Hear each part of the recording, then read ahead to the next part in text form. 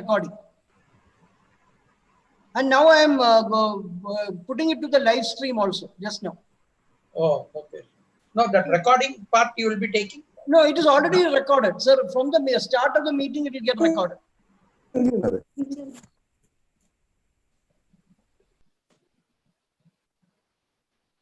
Ramji, am I audible?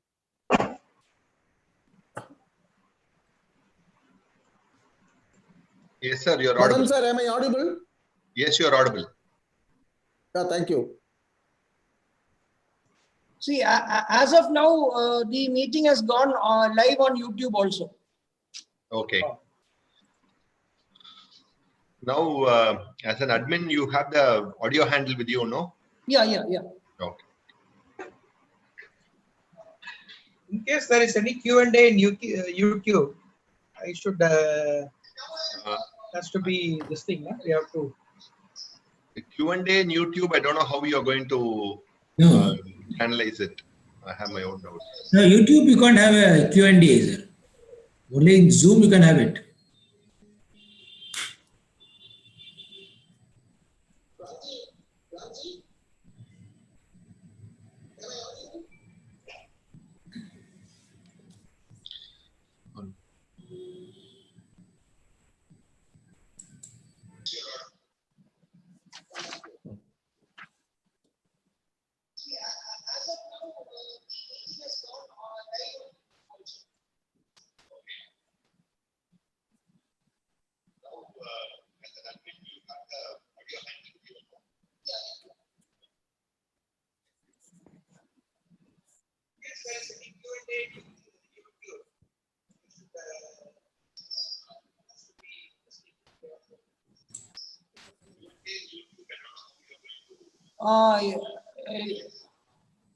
Yeah, it will come. Zoom, we can do it easily, but in YouTube, it's a little difficult because there is a delay between YouTube and Zoom. Means what we do in Zoom, there will be a delay of almost a minute when we see it on YouTube.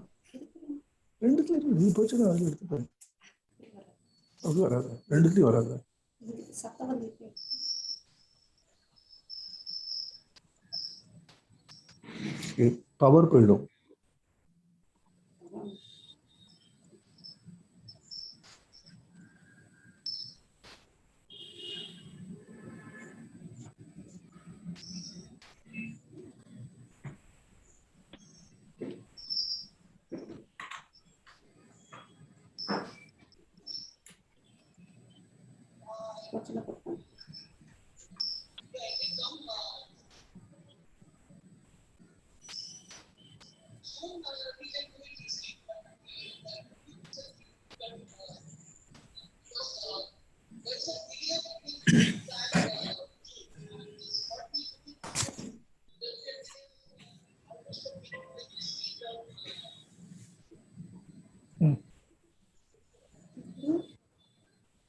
Keep it.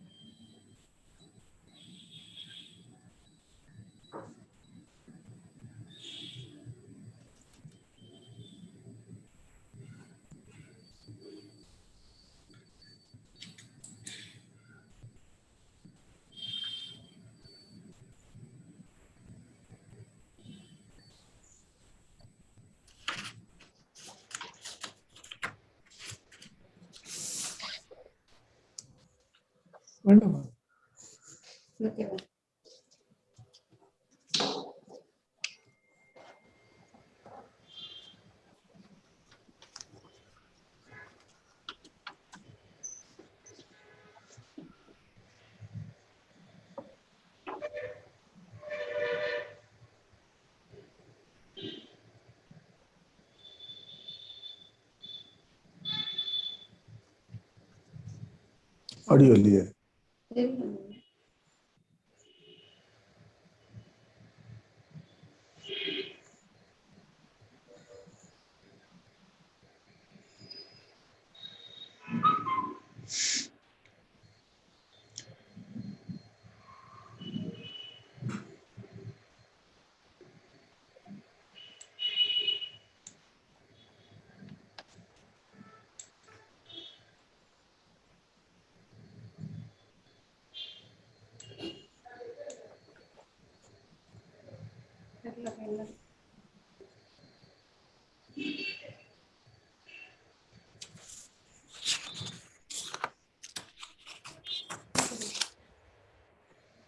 Mute பண்ணனுமே எப்படி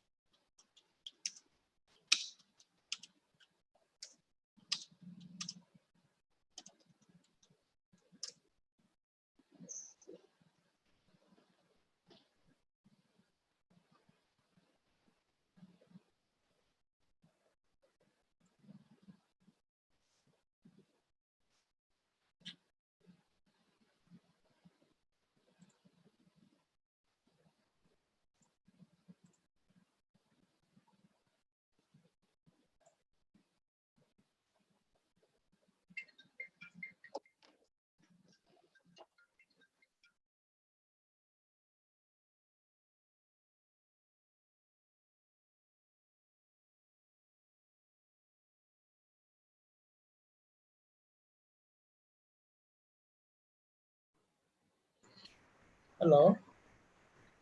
Mr. Ramji, all speakers have come?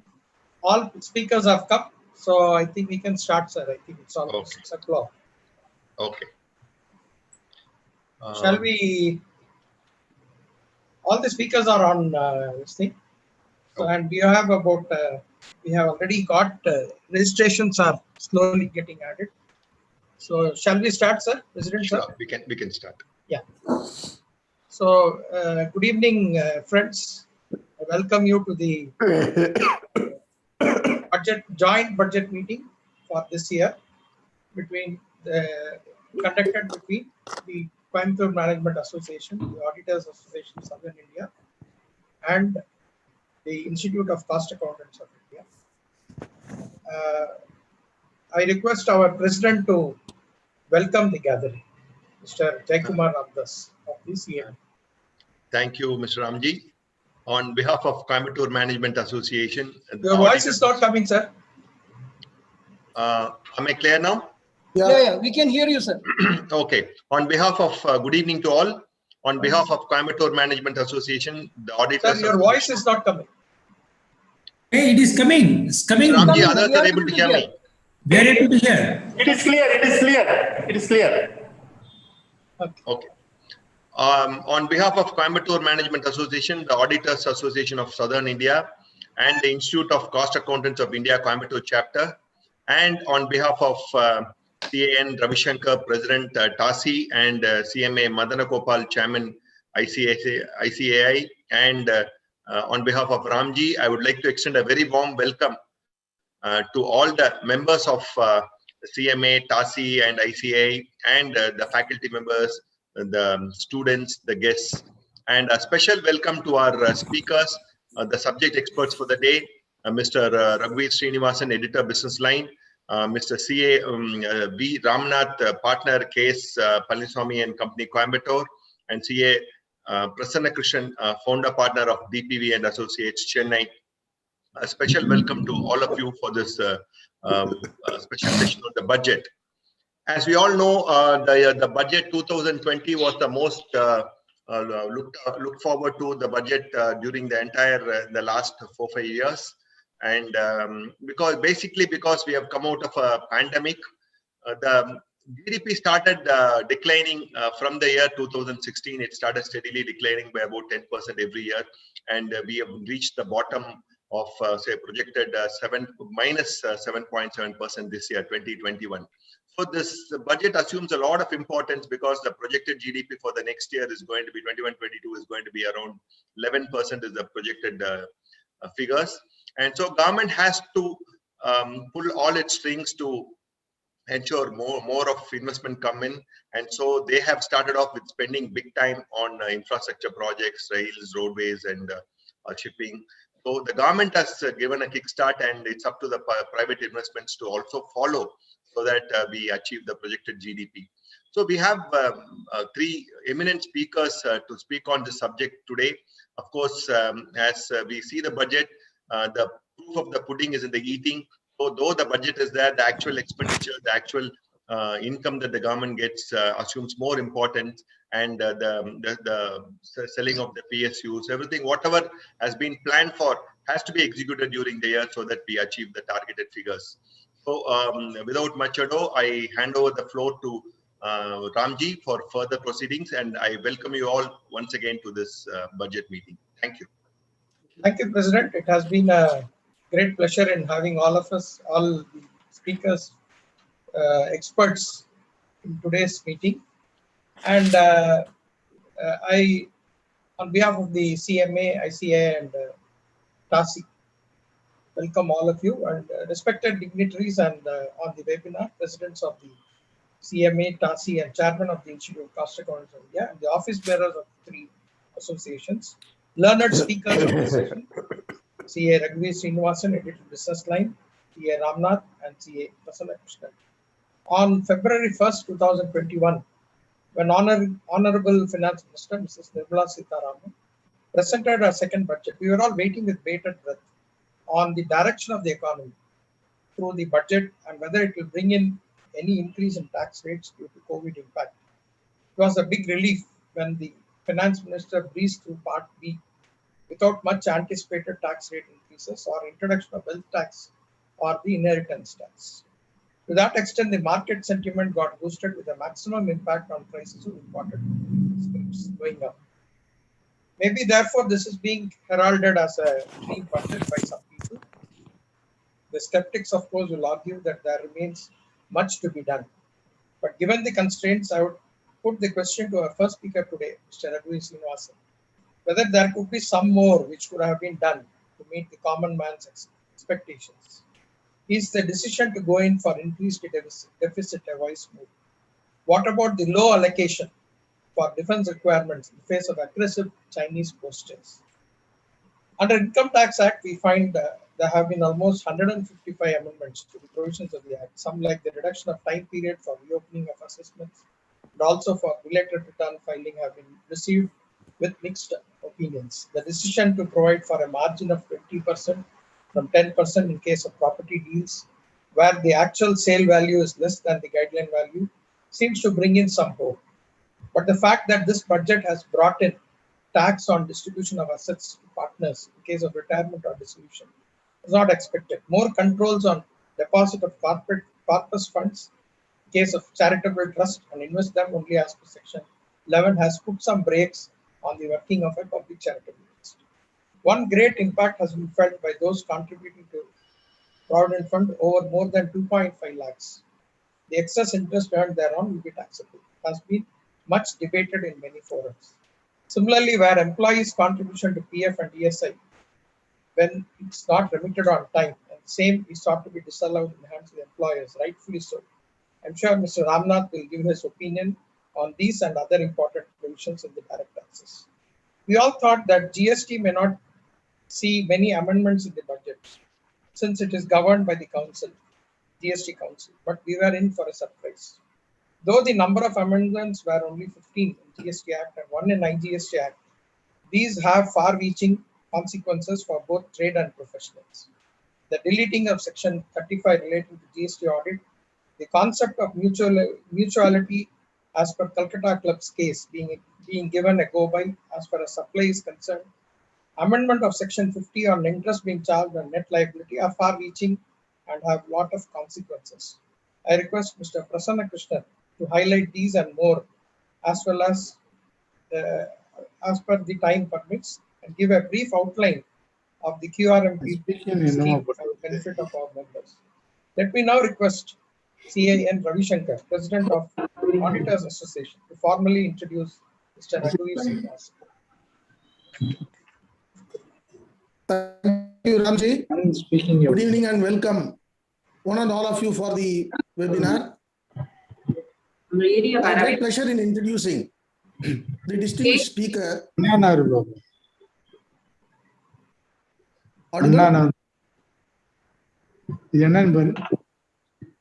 Who will speak on the topic budget and overview. As the profile is printed in the invitation and widely circulated, I will briefly introduce the speaker. I am happy that the speaker is a chartered accountant and cost accountant by qualification and has 27 years of experience in journalism, all of them in the Hindu group. He is now editor of Business Line. He has written innumerable editorials on economy, markets, central banking, etc. In 2010, he won the prestigious Thomas Jefferson Fellowship of East-West Center, Hawaii, USA, which is awarded to the journalist, each from select Asian countries. 53 years young, Raghuveer is a fellow of Foreign Press Center, Tokyo, Japan. Friends, I have great pleasure in introducing the speaker and request him to deliver his address. Thank you, sir. Good evening, everybody. Gives me great pleasure to be here amongst you all once again after a year, a little more than a year. I think my last appearance amongst you was in September 2019, if I recall right. So first, my thanks to Coimbatore Management Association, Auditors Association of South India, and the Institute of Cost Accountants of India, Coimbatore chapter, for this invitation. it's a privilege for me because considering that I'm a cost accountant as well, to appear on a ICAI platform, it's a honor indeed. Over the course of the next 20 minutes or so, I hope to tell you a little bit of what I think of the budget and why I think it's a landmark one. And I think, as I told Mr. Ramji, after my session is over, I'll be happy to take questions from the audience if there are any. And I have a hard stop at 8 p.m. because I need to cut off at that time because my work actually begins then. And this is the peak hour for us in the newsroom. So I request your understanding there. When Finance Minister Nirmala Sitharaman said about a month ago on television that this will be a budget, once in a 100-year budget, a budget like none before, a lot of sarcastic comments started making the rounds. So what are we going to see in terms of once in a 100-year budget, and what are the shocks that are going to be in store? Will this be a once in a 100-year budget at all? So as things turned out on February 1st, she did deliver a landmark budget, once in a 100-year budget. That is a landmark in more ways than one, I would say. Some of them good, maybe a couple of them not so good, but she did keep up to her promise, and you cannot fault her for that. So why is this a landmark budget? To start off with, this is the first budget where there has been no fresh imposition of taxes, direct taxes, income tax, corporate tax, or securities taxes. There's been zero tax in this budget. Of course, indirect taxes have been tweaked, but this is more for, I think, the government's philosophy of Atmanirbhar Bharat. But there is nothing like a tax burden imposed on the common man, the common citizen of this country. That is an achievement by itself, because it's very tempting for finance ministers to tweak the taxes here and there to generate extra revenue. I would think there are at least 5 to 6 reasons why this budget is a landmark one. Apart from this, the most important one to my mind is the fundamental change in the philosophy of budget making that we have seen in this budget. Until now, budgets were hostage to the fiscal deficit. Budgets are always prepared with a set fiscal deficit target in mind, and the revenue and expenditure projections were worked backwards. The idea is that you cannot go past a certain fiscal deficit level, which will make the markets and international rating agencies uncomfortable. So, a 4%, 3.5%, 3.3%, 3.8%, those kind of fiscal deficit targets were par for the course. And, all the other projections, the expenditure projections, the revenue projections, were all adjusted, so to say, to fit this bottom line. However, this budget, Ms. Sitharaman has thrown that logic out of the window. She's told us effectively that this government will not be hostage to fiscal deficit targets. We're not worried if fiscal deficit goes up, especially in a year like this, which has been a very abnormal one, a once in a 100-year experience, so to say. So fiscal deficit for last year at 9.5% is unimaginable. The most pessimistic of projections before the budget put it at maximum of 7.3, 7.5%. But here you had the finance minister announcing bravely on the floor of parliament a 9.5% fiscal deficit. And not only that, she went ahead and she said next year, which is 21-22, we will still be 6.8%, which is way, way, way above the target of 3% of GDP that is set by the FRBM Act, the Fiscal Responsibility and Budget Management Act. Now, this is a very brave step, and the best part about this move is that the expenditure increase it has not gone down badly at all with the markets, at least until now, because the increased expenditure is seen as going towards productive avenues. It's not wasteful revenue expenditure, or it is not giveaways which don't have any returns for the government in terms of taxes or a multiplier of the fiscal in the economy. So I would say the fundamental change in the budget making philosophy, which is notable because we have seen what almost 5, 6 budgets in the last government and 3 now. So 9 or 10 budgets by the BJP after it became a majority-owned government in the center. But none of the budgets before this have taken this brave step of saying, okay, I'll go big on revenues, on expenditure, sorry. And I don't mind the fiscal deficit target being reached in pursuit of growth.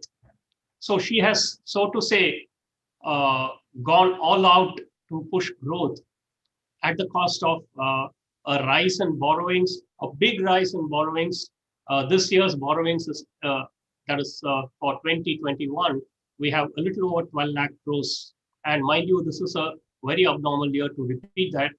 But in 21-22, we will again see the government coming back to borrow another 12 lakh crore, which is a huge sum indeed for the markets especially. And the effect was seen. The moment she announced the borrowing figures, the fiscal deficit figure, we had bond yields going up on budget day in the market. And since then, bond yields have firmed up by almost 20-25 basis points. Today, they corrected, but they corrected today after the Reserve Bank of India announced open market operations of 20,000 crores to support the borrowing program. So market yields on bonds cooled off today after almost a week. Last Monday was the budget. So if you look at it, the fundamental change in philosophy of budget making is the landmark point of this budget. What is the next one? It is a focus on health, which was widely expected, given the pandemic, given the expenditure that the government has been incurring in terms of testing, in terms of treating, and in terms of vaccinations. It was widely expected that the health budget will go up, but she's taken it all the way up by 137%, which is again a big number for a country like India. Of course, some would say that even though there is an increase in the health budget, there's been a drop in allocation to things like nutrition, which is very important part of a child's growth in this country, and it's not getting the higher outlays. Something that needs to be watched, but there is an explanation for this. We had a business line did a interview with the Expenditure Secretary, Dr. T.V. Somanathan, last week. I don't know how many of you tuned into that. But in that interview, Dr. Somanathan, I asked Somanathan this question, and his explanation was that last year the expenditure on nutrition was not very big because schools were closed and Anganwadis were not operating. So whatever money was allocated for nutrition could not be spent. So looking at it from that perspective, this year's allocation is not lower than last year's, is what this justification is. So we will take that. So that makes it already three particular ways in which this budget is a landmark. No taxes, change in the budget philosophy, and a higher health allocation. Let's go to the fourth, which is the nature of expenditure that has been committed in this budget. We always seen expenditure going up, but it's always been wasted on revenues expenditure, which doesn't create any assets, which doesn't bring back any fiscal multipliers in the economy. We have seen allocations increasing for giveaways, which again don't result in anything positive from a GDP perspective. So this year, we have had a massive increase in expenditure. Expenditure has gone up to 34.83 lakh crore, which is the estimate for 21-22. This is only marginally higher than the fiscal 2021 revised estimate, which is 34.5 lakh crore, only about 33,000 crore. But if you take the budgeted estimate of FY21, which is this current ongoing year, the budgeted estimate was 30 lakh crore, 30.5 odd lakh crore. So it's it's over 5.5 lakh crores more than last year's budget estimate. But there are people who are comparing the revenue revised expenditure of this year with next year's budget estimate, saying, hey, it's not gone up too much. So what are you talking of when you say I've spent big? Remember, the finance minister said in one of the interviews that she has spent this year. So people are asking, what have you spent? It's gone up from 34.5 to 34.83 lakh crore. What is the big money that you're spending?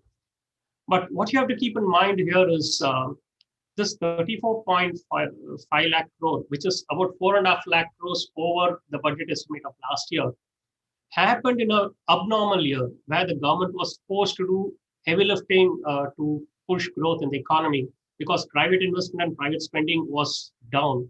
The government had to spend and take the burden of keeping the GDP mill going by spending. So it has spent 4.5 lakh crores more than what it was budgeted. And next year, 21-22, hopefully will not be a repeat of the same abnormal year.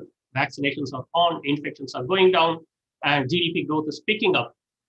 Despite these positives, the government has gone ahead and maintained the same momentum. It could have easily scaled down the expenditure and reduce the fiscal deficit, but it didn't do that. It chose to increase the expenditure marginally and keep pushing the economy from its front. Now, that itself is not the noticeable one. The more noticeable part of this expenditure is the outlay on capital expenditure. If you look at the capital expenditure budget for this year, it is up to 5.5 lakh crores in 21-22 compared to the budgeted estimate last year of 4.12 lakh crore. It's over 34% increase compared to last year's budget estimate. And if you take the revised estimate for last year, the government did spend more on capital expenditure because it was forced, as I said, to push growth in the absence of private investment. The revised estimate was 4.39 lakh crore last year. The next year's allocation of 5.54 lakh crore is still about 26% over the revised estimate. So the government is saying, I will spend more, and I will spend on capital expenditure because there is a fiscal multiplier to that. There is a cascading effect in the economy as the government spends on roads, highways, dams, ports, power projects, everything. So all this has a trickle-down effect down the economy. Now, this is where the first point that I said comes in, the change philosophy in budget making. Before the budget, as you all know, there were calls on the government from various economists, distinguished people in society, media, saying that the government should possibly look at higher or rather a universal basic income or possibly money transfers to certain sections of society which are affected by the pandemic. That was an argument which was pushed forth very strongly by heavyweights who said that transferring money to certain segments of the population will have the benefit of not just helping them who are in trouble, they will go out and spend, they'll create demand and in turn push the GDP. That is one route certainly to push GDP growth. But the government said, I will not take that road. I'll take the other road. I will spend on creating infrastructure and hope that will lift all boats through the GDP growth. When I spend more, there'll be more demand created in the economy. For various products, ranging from industrial products to consumer products, and that will in turn put more money in the hands of people and lift everyone up in the bargain. So that is the change philosophy in this budget, which is very significant to my mind. Whether it will work, we need to see, but the philosophy has changed. The fifth reason why I think this is a landmark budget is the transparency, which is very, very appreciable and noteworthy. For the first time, we have the government disclosing very clearly what its numbers on borrowings are, where is it borrowing from, what is it borrowing off balance sheet, how is it cleaning it up. For instance, this year, the government said until last year, the deficit was kept at 3.8, 3.6 through a sleight of hand.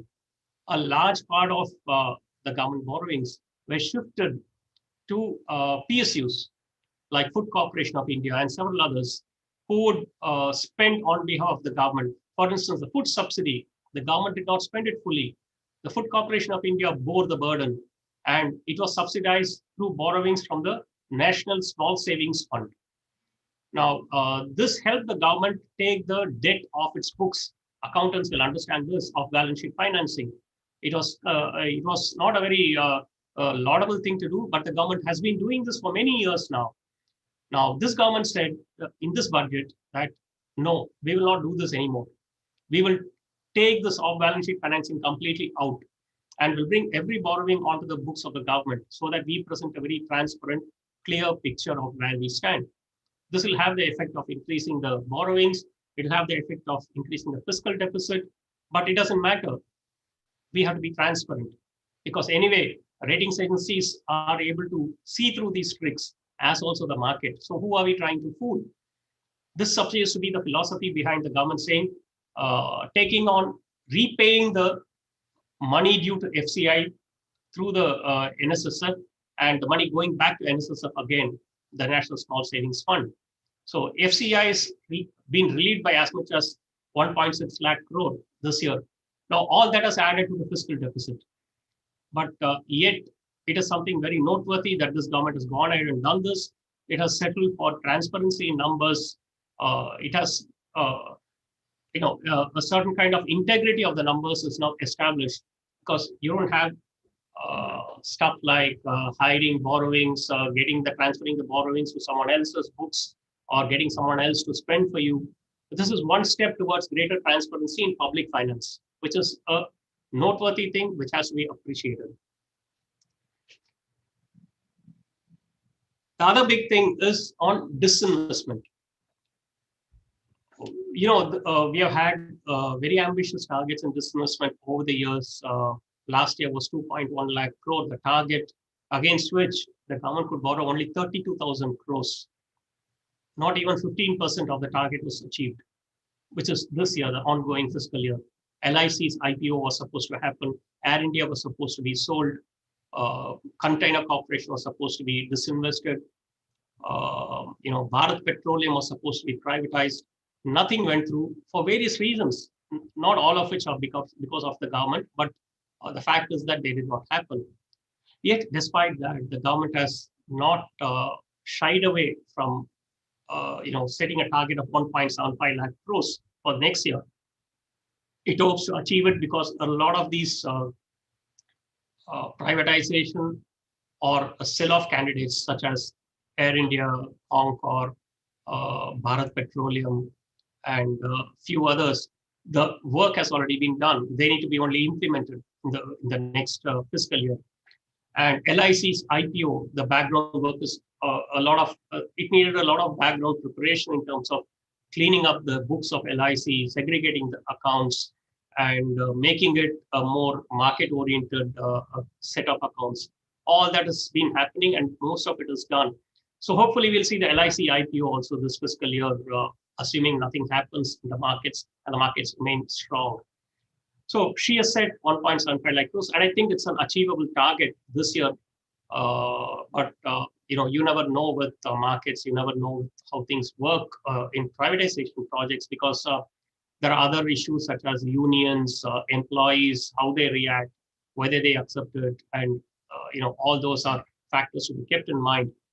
But not only that, in terms of disinvestment, she has gone ahead and announced asset monetization programs. Now, asset monetization is a very interesting thing because, for instance, she says in the dedicated freight corridor, the services aspect of these goods transport operations will be privatized. Even sports stadiums will be privatized, sold off. There is land that's owned by several PSUs. Now, these will be hived off from the books of the PSUs into a separate company, and these will be monetized. Now, these are all very creative ways to raise money. Of course, as I said, a lot depends on how these are implemented. We need to watch it very closely. I wouldn't jump to conclusions and say this is a landmark announcement, This is an interesting announcement, but we need to see how it's being implemented, because that's where we always fall short. We make grand announcements, but we don't follow up in terms of execution. The markets have been on a roll. We all know that they went up over 2,300 points. The Sensex went up by over 2,300 points on budget day. And it's been rising every day since then. And today it's up another 500, 600 points. And totally, I think, between January, the Friday, which is January 29th, the last trading day before the budget day, and today, the markets have run up over 5,000 points, which is almost 11% of what it was on 29th of January. Why is the market so enthusiastic? That's a question that everybody is asking. What is it in the budget that the markets are so enthused about? There are several reasons. As I said, the absence of any taxes has been very good, because there were expectations that the government will come out with the COVID cess, that everything will get expensive. And there was also expectation of securities transaction tax rising to raise revenues. Now, all that did not happen. So the absence of bad news is good news for the market. So that is one reason. But more than that, I think the reformist phase of the government, which was seen in terms of pushing capital expenditure towards, that's something that the government likes when there is extra expenditure from the government. That's something the market likes when there is extra expenditure from the government, because it pushes up demand across the economy, and it results in better earnings for companies, and stock valuations go up. Earnings per share increase, profits increase, and valuations go up. But more than that, the reformist phase, as I said, Mrs. Nirmala Sitharaman said that we will privatize 2 public sector banks next year and 1 general insurance company, in addition to IDBI, which is already in the sell-off list. So this is something which is a very strong signal on reforms, because privatizing public sector banks has been talked about for many years now, and it has not been, nothing has moved on that front until now. Of course, we need to watch whether the statement of intent turns into execution, as I said. But the fact that a government was able to even say this in Parliament is something that's notable. So that's one reason for the reformist phase of the government, which is pushing up the markets. On other reforms, there is FDI in insurance. The government has said we'll push up FDI to 74% in insurance, which is again notable, because a lot of foreign insurance companies have been put off from investing in India because of the 49% to 51% landmark, limit. And of course, she has brought in safeguards in terms of ownership and in terms of control, by saying that the top management should be with a resident Indian and other stuff. But these are easily manageable. These are not unmanageable things.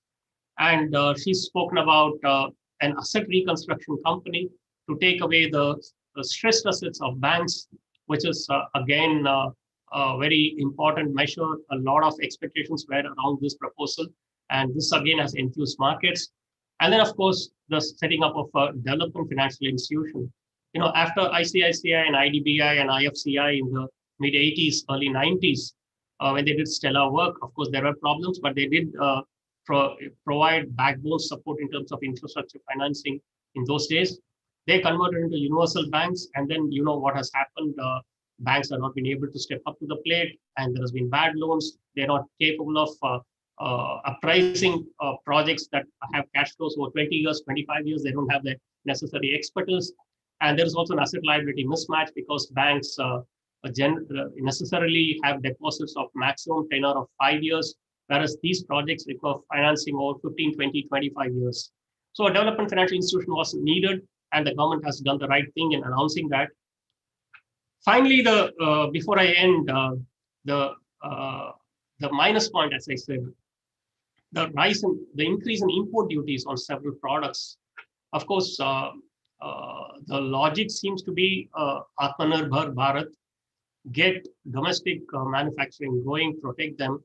But the imposition of import duty on stuff like mobile phone parts, some automobile components, plastics, even screws and nuts that are manufactured by small scale industries, on leather, on gems and jewelry, on compressors used in refrigerators and air conditioners, even tunnel boring machines. Tunnel boring machines are used in boring tunnels for metro projects across the country.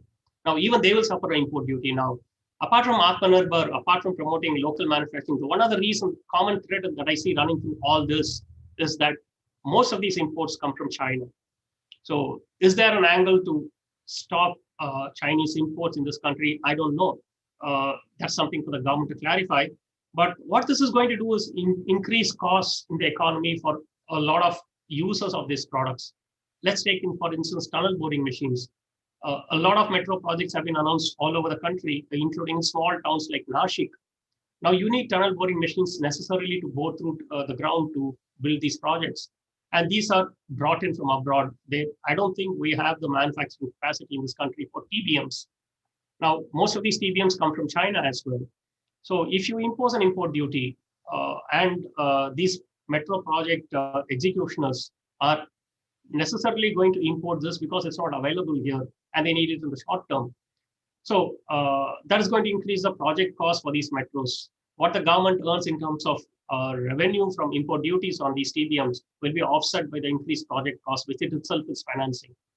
So these are some of the small negatives that I find in the budget. But I think overall, to sum up, I think overall it's a landmark budget in more ways than one. It is a budget for the times. And to answer Mr. Ramji's question, whether it could have been done in a different way, yes, it could have been done a different way, but that would have not been a very welcome one. Increasing taxes would have been the one other way to raise revenues to compensate for expenditure, or cut expenditure, which is again not a very pleasant thing to do in these circumstances when the government is expected to do the heavy lifting. So all things considered, given the limitations, given the constraints imposed by a pandemic financial year, I think Finance Minister Nirmala Sitharaman has done a great job in crafting this budget. But as always, the most important thing is how the year is going to pan out, how many of these proposals are going to come to fruition, whether tax revenues match up to her expectations. She's being very conservative in estimating tax revenues. And there are already analysts who are saying that there could be positive surprises in the sense that tax revenues could be higher than what she has budgeted for. But we keep our fingers crossed on that. We'll not jump to conclusions. As to end, I would just say it's an excellent budget given the times, but we need to watch its execution. That's my take. Thank you.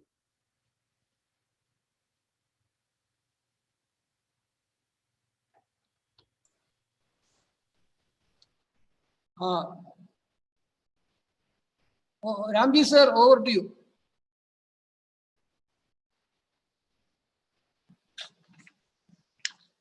You are mute, Ramji sir, you are mute. No, you are muted. You have to unmute yourself.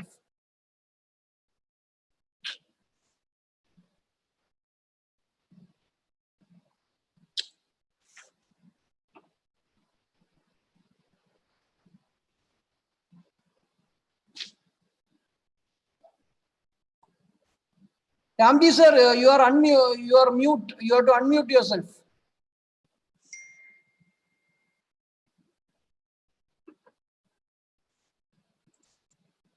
Yeah, you can unmute, sir. Hello. Yeah. Yeah. Hello. Thank you, Raghuveer sir. It has been a great. Hello. Yeah, you are audible, sir. You can speak. This has been a great presentation. One quick question which I thought was there in my mind, regarding the defense allocation. You find that with so much of pressures, tensions in the border, why are we not increasing the allocation for defense, especially when a lot of modernization is required for our armed forces? Any particular reason? I think this was a question that was in everyone's minds. We highlighted it too. And we did ask this question to the Expenditure Secretary the other day.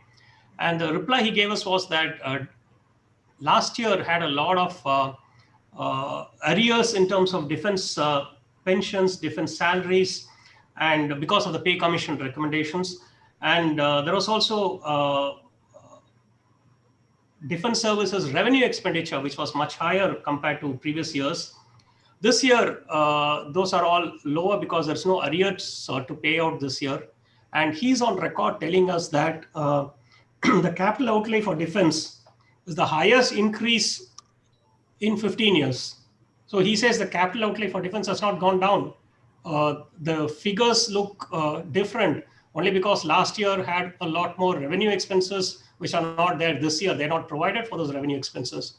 So it looks like as if the expenditure has been reduced. That's his explanation. And we have to take him at face value for that. Thank you, sir. And I will then move to the next session since we didn't have any quick questions on the chat. Ramji sir, one question is there. Ramji sir. May I now request Madan Gopal to introduce the next speaker, Mr. C.A. Ramnath. Hello. Am I audible? Chairman of the Institute of Cost Accounting. Hello. Madan? Hello, sir. Am I audible? Yeah, you're audible. Okay. Good evening, one and all. It's my pleasure to introduce the next speaker of the day, who is a well-known chartered accountant in Coimbatore, C.A. V. Ramnath, who is a commerce graduate and a fellow member of the Institute of Chartered Accountants of India. He has passed the CA intermediate by obtaining the 33rd rank in the All India basis, and final also he got a 43rd rank. So in the final for his performance, he has been awarded the gold medal at the Coimbatore branch level. In his professional journey of 23 years, he has handled the audits of many corporate and non-corporate entities and also handled the appeals under the Income Tax Act. And also he is one of the specialists in restructuring the businesses. And for the students also, he is quite familiar, being a faculty for the CA final students on direct taxes for the last 17 years. And he has presented papers in various forums and addressed the students of various colleges. And also he is a member of the Academic and Governing Council of various educational institutions at Coimbatore. And it's my privilege to welcome CA V. Ramnath to address the August gathering. Sir, the floor is yours, Mr. Ramnath. You can unmute yourself, Mr. Rams. Yeah. Yeah, you are on the spotlight. You can talk.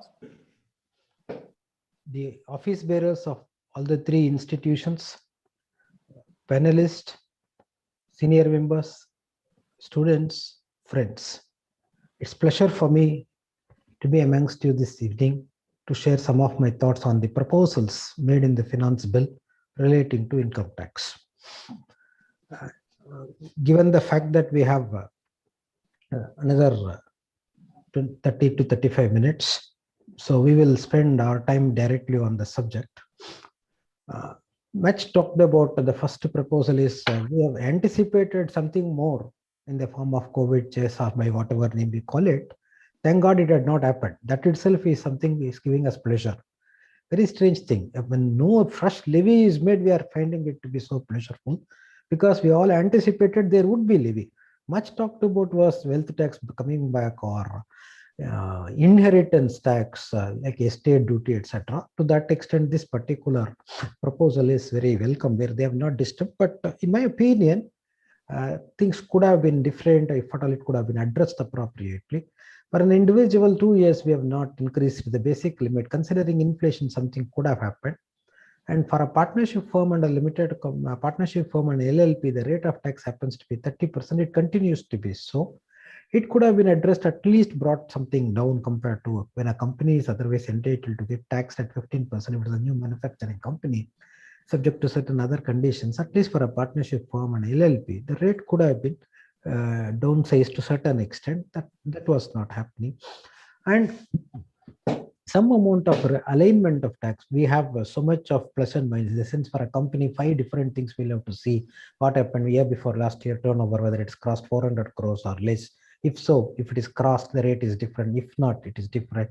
And manufacturing company newly started. Otherwise, like that, 115 BA, BAA, BAB, and regular, in regular, less than 400, more than 400. 5 such aspects we will have to think. At least those things could have been narrowed down. At least it could have helped us to make the law simple, which had not happened. But one interesting thing which I could see from these proposals of the finance bill relating to direct tax is, which was what majority of the corporates anticipated. As Honorable Bombay High Court in Seshagova Limited case said, tax includes surcharge, but tax does not include education cess. So in a firm, in a company or a firm or an individual pays tax, a component of which includes education cess. In section 40, small a, clause 2, any tax or rate levied on the profits not allowable as deduction. That means only income tax is not allowable, surcharge is not allowable, but education cess is allowable. It's a very path-breaking judgment following one Rajasthan High Court judgment. Honorable Bombay High Court said, but majority of the cases people felt this budget definitely will come up with a retrospective amendment of nullifying this judgment. Very thankfully that has not happened. We'll have to wait and see when it becomes act whether that surprise is going to be there. But what is the consequence? Wherever the assessments are not over in this period, people started making representation to consider this as a claim. One. Wherever assessments are over but appeals are pending at the CIT appeal level or the tribunal level, additional grounds are placed to ask for this claim, and several tribunals, several CIT appeals started giving this particular deduction. So where big numbers of profits are shown and thereafter taxes were paid, on which education cess were also paid for past years, that could also be claimed. As there is no amendment proposed in the finance bill, even for cases where the appeals are pending at the CIT appeal level or at the tribunal level, one can think about the possibility of making this claim by way of a separate additional ground. And after the leave of the ground, the CIT appeal or the tribunal, we allow the claim because they are only fact-based dispute. Then comes charity-related propositions. Two important things. One is, we have to now see section 10, clause 23C. Section 10, clause 23C can be divided into two broad segments. First segment is medical educational institutions. Second segment is charitable religious institutions. So medical or educational institution in that first segment will further subdivide them into three. Out of that segment, we'll divide them into three further. One is the institutions which are wholly or substantially funded by government. Second, not funded by government, but the gross receipts of those institutions do not exceed 1 crore rupees. Third, not funded by government, but gross receipt exceeded. The third category requires approval. First two categories do not require the approval of the prescribed authority. Now that other basket, charitable and religious institution coming under 1023C, they are at par with third category, therefore they require the approval of the prescribed authority. So first, second category, no approval required. Third category of medical and educational institution and charitable religious institutions require the approval of the prescribed authority. Now, that second category, the limit of 1 crore is sought to be increased in the proposal to 5 crore rupees. So instead of 1 crore, the limit is sought to be increased to 5 crore rupees from the financial year 21-22. That means assessment year 22-23. There are only very few amendments which came from the assessment year 22-23. Majority came from assessment year 21-22. That means for past 1 year transaction also, whatever happened in the financial year 2021, those amendments may have an impact if it becomes law. So, but this is something which is a beneficial amendment. Therefore, it comes prospectively from financial year 21-22. But let us take one small example. One charitable trust has got one engineering college, arts college, polytechnic, CBSE school, matriculation school. Now, this in all these 5 institutions, any one of the institution has income, gross receipt less than 1 crore. For that, 1023C class 3AD can be contemplated. Cases where it is more than 1 crore, we can either claim under 1023C third category, or we can explore the possibility of getting benefit under section 11 and 12. So institution wise, we can examine whether 1023C class 3AD or 3AE can be explored. That is possible until today for that 1 crore limit. But now that increase of limit is made from or proposed to be made from 1 crore to 5 crore, government would like to say whether you have medical institution or educational institutions. Now each of them less than 1 crore or less than 5 crore, but you assessee wise you aggregate. Aggregated institutions gross receipt, one institution, another institution, all aggregated gross receipt is likely to cross 5 crore rupees in that financial year, then this benefit is not going to be available. While aggregating, do we need to aggregate only educational cases? We are not required to consider the medical cases when the trust is running also medical services, or do we need to consider only the educational cases, ignoring the medical cases, or both is the question before us, where the proviso as it stands today appears to give an impression that a trust has got medical, educational, and the gross receipt of each of them of something else, but aggregate all, where you would like to have this unconditional exemption. The aggregated number should not cross 5 crore rupees, not separate 5 crores for educational activity, separate 5 crores for medical activity. You will have to aggregate. That is with reference to the second category, where you have unconditional exemption. There is no obligation except return has to be filed, and then we have to see that there is no anonymous donation. But for that, there is no other condition as far as the second category, up to 5 crores category.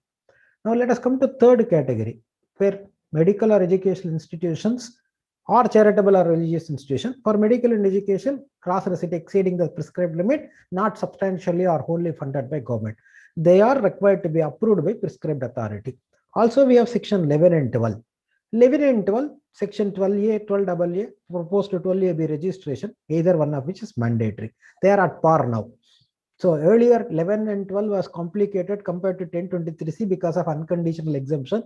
Several provisions were introduced in 1023C to see that they are almost made at par. Until last year, we had only two differences between 11 and 12 and 1023C. People going under 1023C will feel 11 and 12 is very attractive only for two reasons. 11 and 12 cases, corpus donation can be claimed unconditionally exempt. 1023C cases, it is not possible.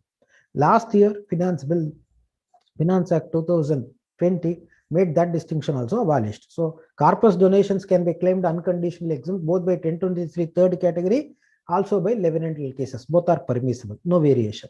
Now what's the only next variation we can identify between the two?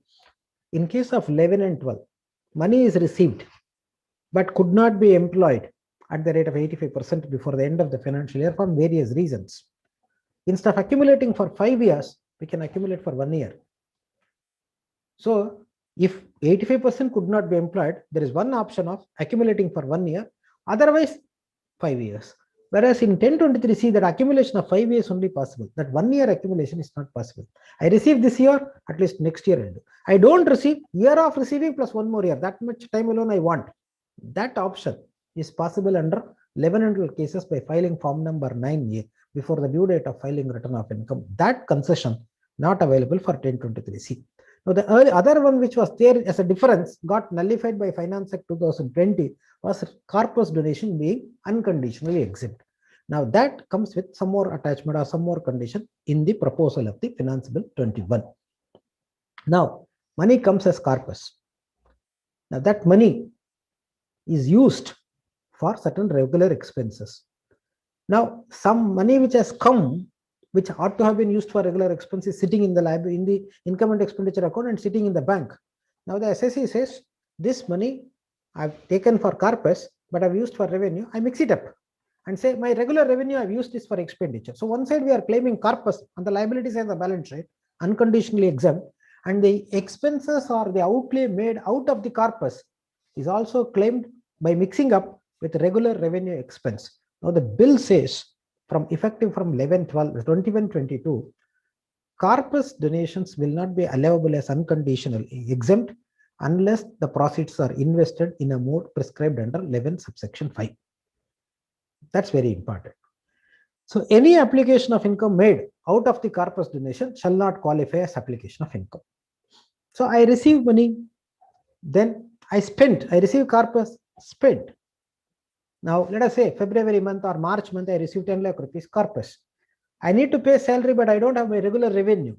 Therefore, I use these proceeds to pay my regular salary. April month I get fees. From the fees, I put this money into 11.5 mode. So in first year, I've not complied with the law, but second year I've complied with the law of investing the proceeds in 11.5 mode. Now law says, in the year in which you subsequently invest in 11.5 mode, we'll treat it as exempt. We'll allow you the benefit. To that extent, some damage saving exercise is contemplated. First proposal. Second, the money so received applied for charitable purposes. Now, what the law says, your income shall not be included in the total income of a person holding the property under trust if it is applied for charitable or religious purposes. Maybe capital, maybe revenue. Now, income is required to be applied. Occasions were there where people used to borrow money and use it for various creation of assets. Now, in the year of creating assets, by mixing up the funds, people say, my income is used for creating assets. Next year, when their loans are repaid, again, income is used for repaying loan. Double deduction is sought to be claimed in some of the cases where in certain cases courts have accepted, and therefore the proposal comes to say, you have created an asset out of borrowings, wait, then in the year of creating assets or making expenditure out of borrowing, that year, that borrowing or that expenditure incurred out of borrowing will not qualify as application. However, when the year in which the loan is repaid, borrowings are repaid, that year the income is said to be applied for charitable purpose. More of a clarificatory matter, if the reconciliation of fund flow properly made, this amendment is not warranted, but still by way of abundant caution, this comes. Third one is deficit coming in the income and expenditure account. Usually when deficit comes, subsequently when income comes, that particular deficit is sought to be set off against the income of the subsequent year, and income of the subsequent year is reduced to that extent. Supreme Court also endorsed this particular calculation. But government goes one step further to say, how did you arrive at deficit? You have received 10 lakh rupees income. You have spent 11 lakh rupees. Where from that 1 lakh has come? That 1 lakh has come either out of the preceding year 15% accumulation, or if there is no such 15% accumulation to you, out of the borrowing.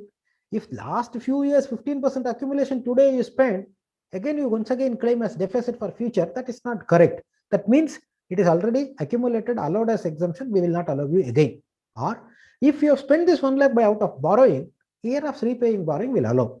If you allow deficit, it is amounting to double deduction. Is what the view of the government. That is what is proposed to be addressed by introducing an amendment by proposing to make an amendment. So there are three changes proposed. One is corpus to be remained invested under 11.5, and negatives in the income and expenditure will not be carried forward and set off against future. Any application made out of the loans or borrowings will not qualify in the year of such borrowing, but however, the repayment thereof will qualify in the year of making that particular repayment concerned. Same proposals are introduced for 11 and 12 cases as well. So not only for 1023C, also for 11 and 12 cases. Now that salary related propositions and ULIP related propositions are very minimal. In case to say already Mr. Ramji has categorically said anything contributed about 2.5 lakh interest as per the prescribed methodology is going to be not considered as exempt. But there are certain technical matters. 10.11 provides for exemption. That is going to be disturbed.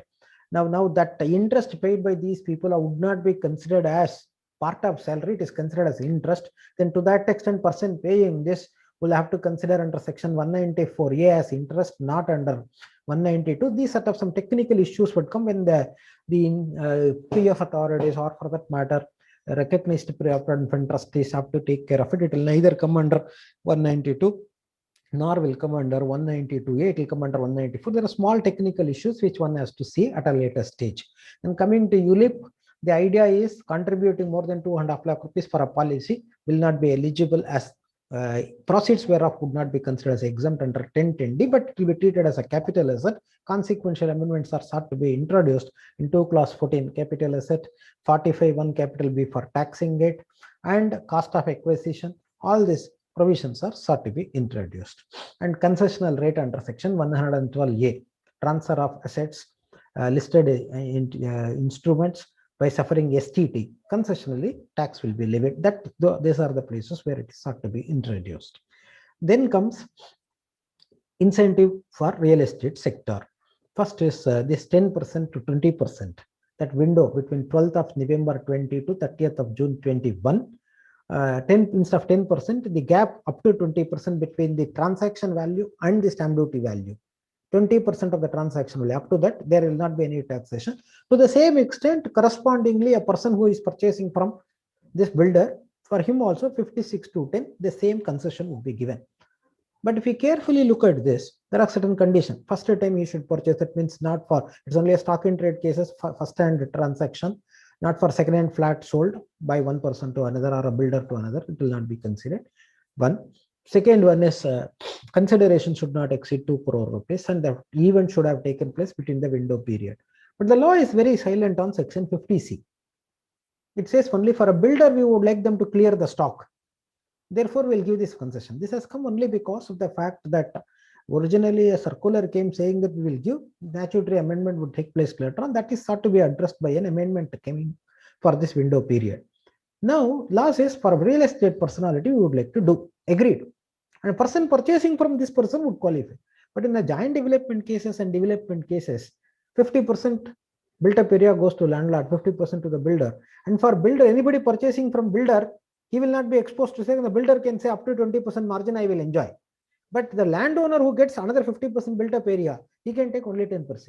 That means effectively builder will get the possibility of selling his flats first, and thereafter only the landlord, because government thought 50C only for a landlord, only for a person who is selling it as a capital asset. Therefore, we do not give the benefit. Anybody purchasing from a person who sells as capital asset, that person also will not get any benefit. But these are the cases where even though both are kept in the same pedestal, the landlord will not get this benefit, but however, the builder will get benefit is something which need to be represented. Of course, people have said, some real estate people have said that it has to be kept at par. We'll have to wait and see when the bill becomes act, how the government is going to respond on this. Then next comes in real estate related proceedings, 80 EEA, a person first time buying the house on the date of sanctioning of the loan for purchase of this property. It doesn't have any other property, and the stamp duty value of the property purchased is not exceeding 45 lakh rupees, and he will get 1.5 lakh rupees interest so long as the sanction of the loan takes place on or before 31st March 21. Finance Bill 21 proposes to extend the deadline of the date of sanctioning of loan from 21st March to 22nd March. All other conditions remain as such. Now, let us say, for example, 40 lakh is the stamp duty value of the property, and 30 lakh rupees is borrowing he takes. Sanction takes place before the cutoff date. On the date of sanction, he doesn't own any other property. On 30 lakh rupees, let us say 9% he has borrowed, 2,70,000 rupees is the interest for the first year. 1.5 lakh rupees he'll claim in this. Balance 1.2 lakhs he can claim if it's a self-occupied property under section 24 class B, so that the entire interest will qualify for him. This is a beneficial provision for that affordable housing being purchased by very small assessees, and for them this both the interest could be considered and benefited. The terminal point of time for obtaining this sanction of a loan got extended by one more year because of this proposal in the finance bill. Then comes this 3615A and 43B. And 3615A and 43B, of course, this income tax law would like to regulate the rest of the laws of the country by making an amendment in the income tax law. If at all labor welfare funds are required to be contributed by the SEC to the respective department, there are empty number of powers available in the respective legislature to regulate it. Why should income tax law worry much to see that they are regulated? And if the noble intention was to ensure that the employee is not losing it to the extent of interest, anyway, belated payment, the principal will come to the employee account. The interest portion he is losing, at least a fair amendment could be asking the employer to pay little more amount as interest otherwise payable to employees, so that government is not at loss. That could have been a fair amendment, rather than reinforcing the fact that this will never be considered as part of allowable one under section 43 capital B. Nobody is interested to litigate on these matters. A person who could not make payment of employee share of the welfare fund contribution would be definitely having some amount of financial difficulty. So he could make up his revenue only to pay the net of ESA salary to employee on the due date.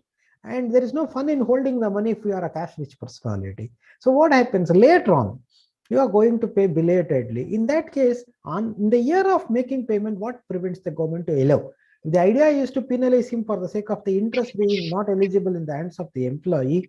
At least to that extent, additional contribution could have been asked for. And of course, PF law levies interest on it, and we have damages, etc. So much was contemplated on this, and whereby the Kerala High Court view, Gujarat High Court view, and the latest Madras High Court view is getting endorsed. But the issue is this has been brought in as an amendment effective from assessment year 21-22. But it has been introduced as an explanation. Explanation always is for a removal of doubts, clarified to be so and so. So one view would be an explanation is always retrospective unless it comes out with a new levy or a new charge on the subject. Now this is not a new charge, it was there already, we are only clarifying our understanding or intention. So one can take a view that being an explanation, it is applied retrospectively from the day 36.5-year proviso came into statute. Then what will be the fate of the cases which are already pending at different level, CIT appeal tribunal? By applying this, one may take a view that it is not even permissible. So all past cases may be in trouble. The other view, even though it is explanation, it is going to come to something with what the courts have not said, and therefore it should not be allowed to be considered. It should be only prospectively allowable. But if it is so, it could be made prospective from the financial year 21-22. Why should it be for 2021, where because of COVID, people could not even pay salary properly, etc. And so much in the early months of COVID, business people struggled. And in that case, at least for this year, there should not have been a retrospective amendment. The government would like to tighten the belt of the assessees. It could have happened from next year onwards, rather than disturbing in the year of COVID, which one has to carefully consider. The next one is goodwill related change, where government would not like to allow goodwill eligible for depreciation. Sequential amendments were made in 2 clause levy in 32(1)(2), section 50, 55. But what is to be noted is, for the goodwill on which already depreciations are claimed, to remove the WDV from the opening value of the block, there needs to be an amendment under section 43, clause 6, subclause C, item B. Unfortunately, government has not addressed it. Of course, very loud and clear, all the forums we find this particular observation. Therefore, at the stage when it becomes act, government would definitely make one particular change in 43, clause 6, subclause C, item B, to remove the opening WDV of the goodwill for future. Otherwise, in future also, those goodwills would qualify for depreciation. That is possible. The next one is very troublesome, of course, amendment which is proposed is section 45(5)(a), 45(4)(a) and 4, replacing existing 45(4). Well, slightly disturbing one. And of course, this is again an amendment came or proposed to be brought into the statute effective from financial year 2021. So many people would have already done this, hoping that we have Supreme Court judgment in the past to not to tax the person who receives money or the asset, as the case may be. But the government tries to introduce this with effect from assessment year 21-22. To that extent, it is slightly disturbing, because for past acts on the basis of the judgments and law acted upon by the parties up to 1st of February should not be put into difficulty by throwing open all the understanding what we have already got, is something slightly disturbing. What was the past law?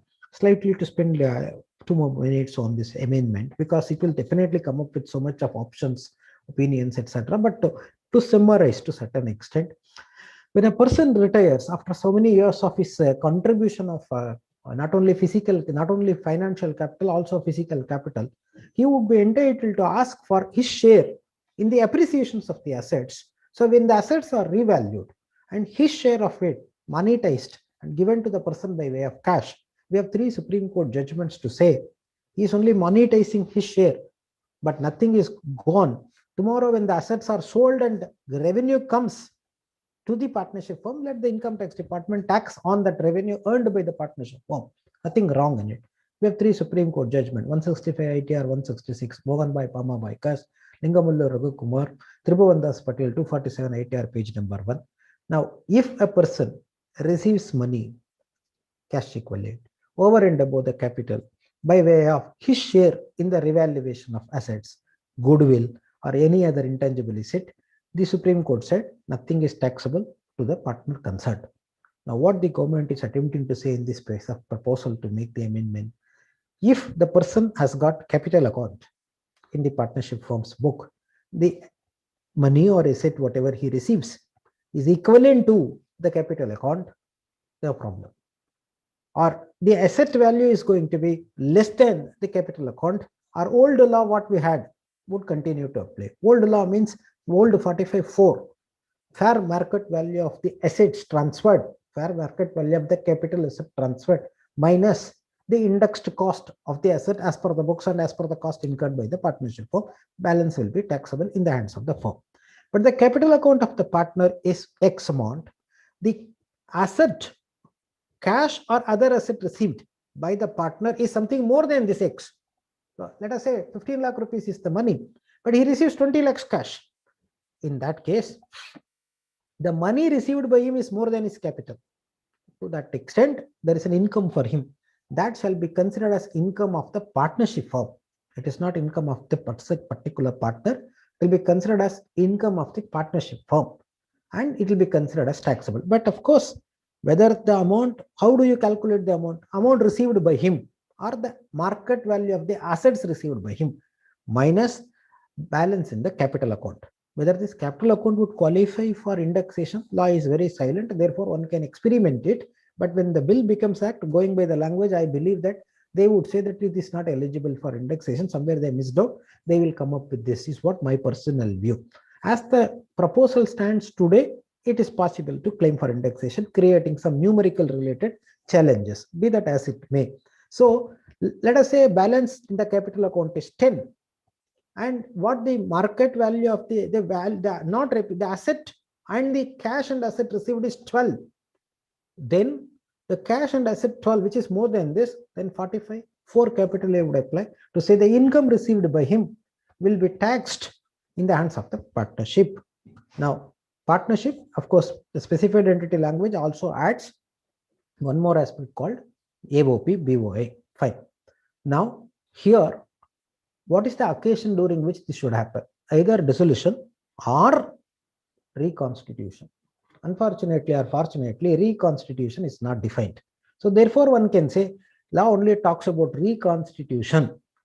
That means some change in the constitution. A mere change in the profit sharing ratio of the partner should not result into any sort of implication of this nature. Good well.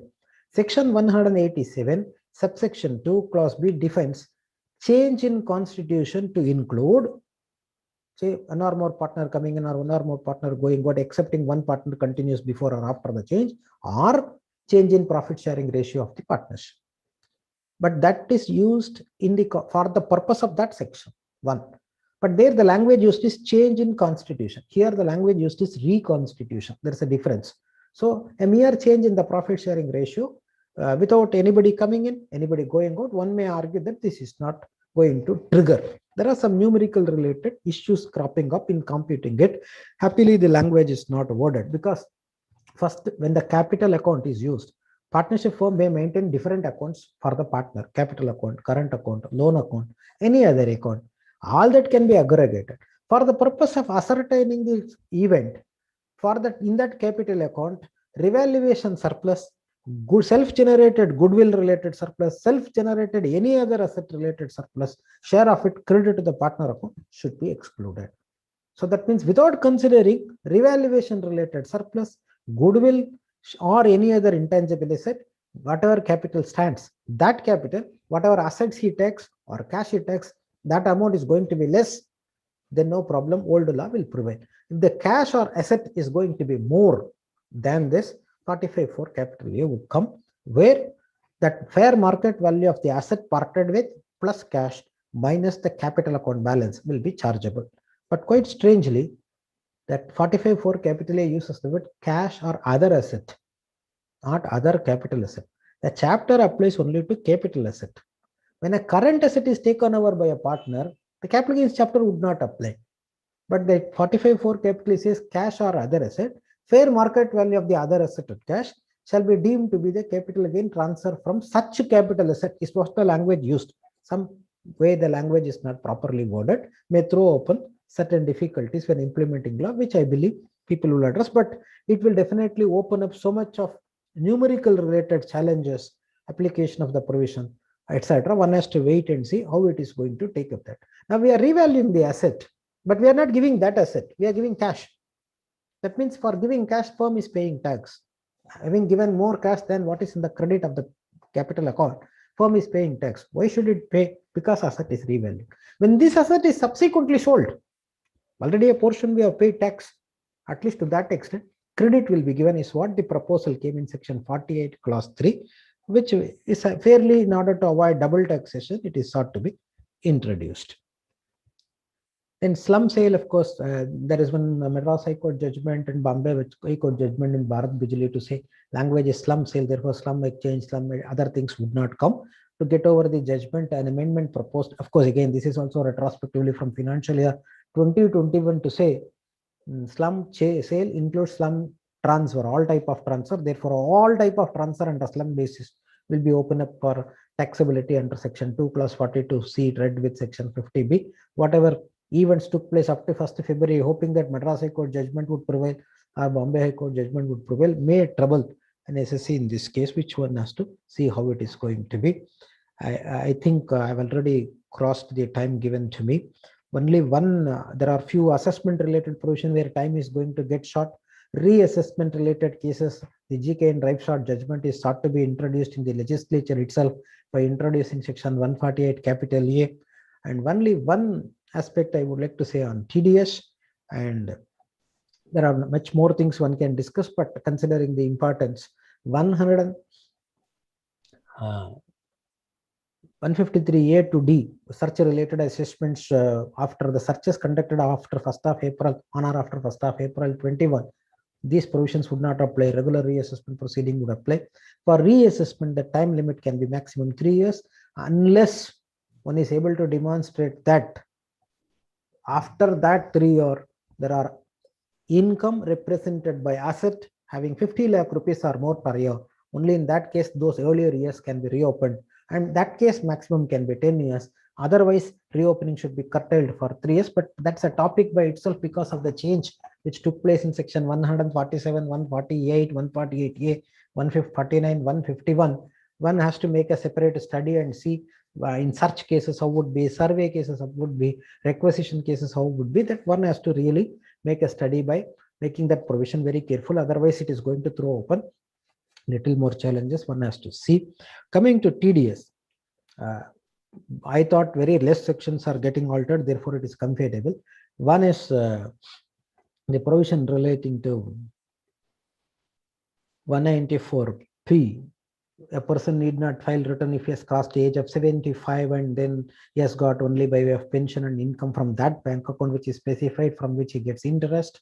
Then the bank will do deduction of TDS job and therefore he need not file. These are all some gimmicks which is happening and confusing or creating the law complicated. But otherwise, in real life scenario, whether it is really going to give benefit, excepting workload getting altered, in real life scenario, this is not going to have much of implication.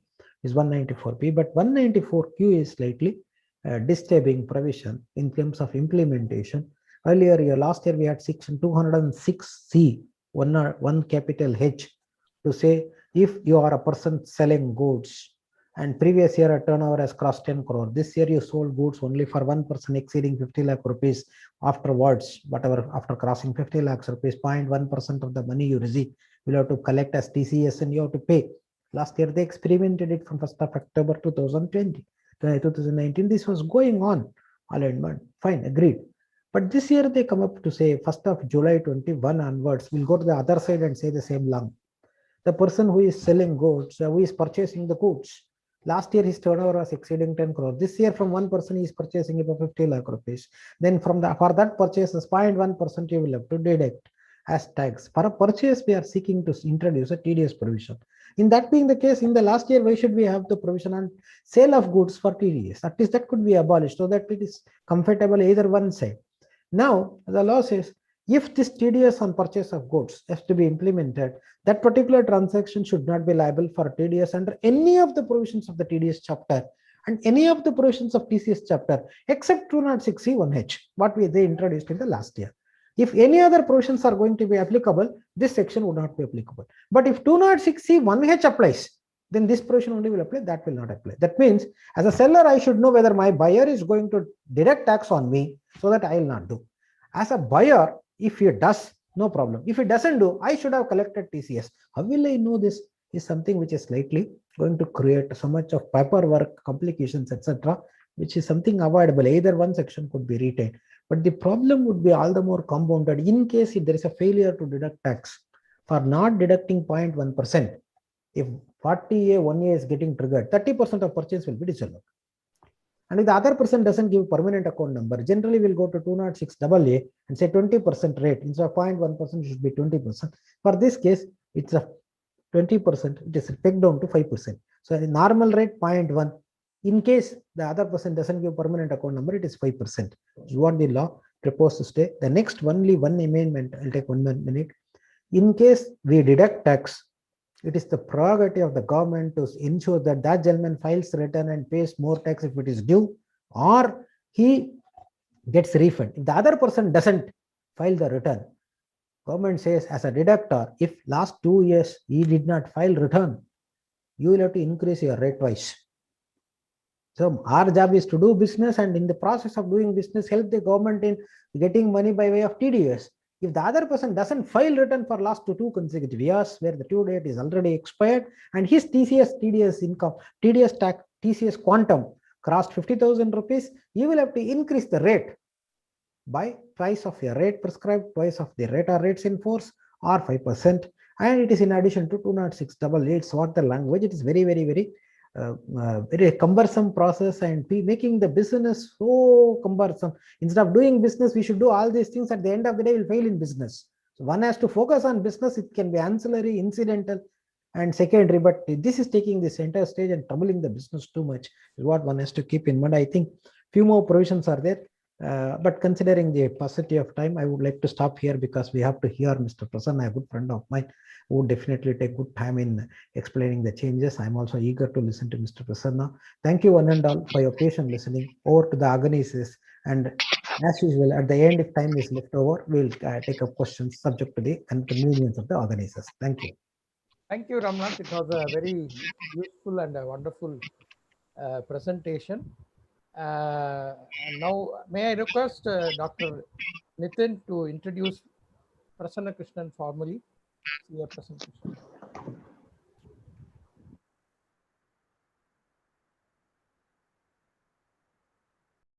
Dr. Nitin, please unmute yourself.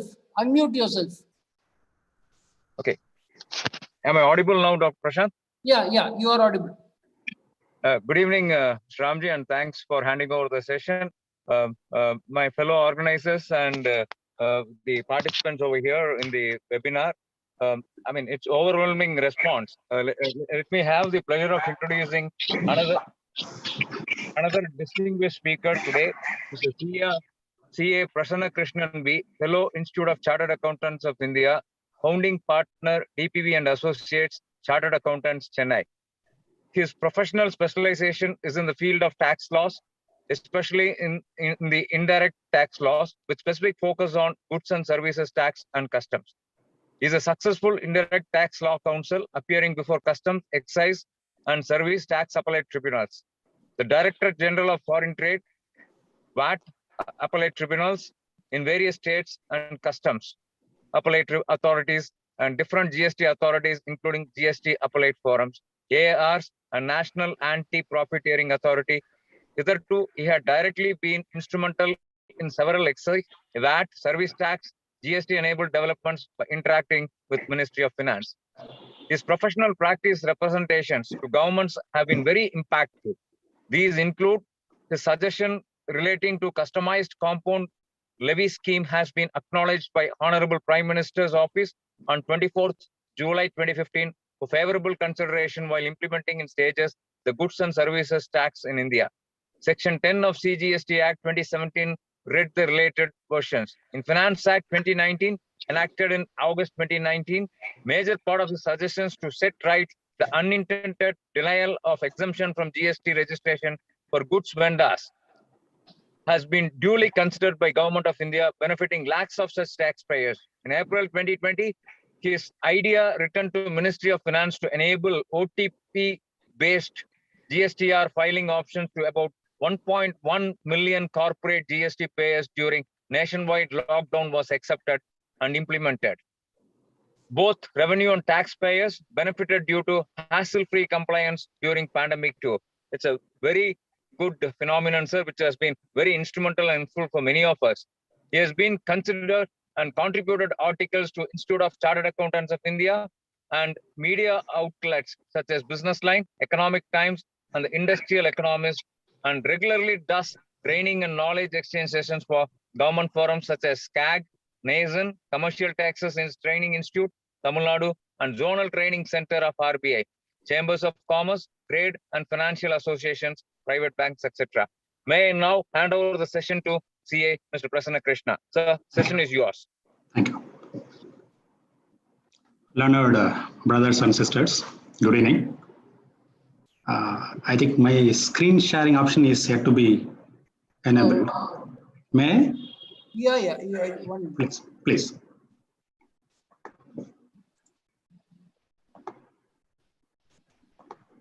You can share the screen now. Yeah.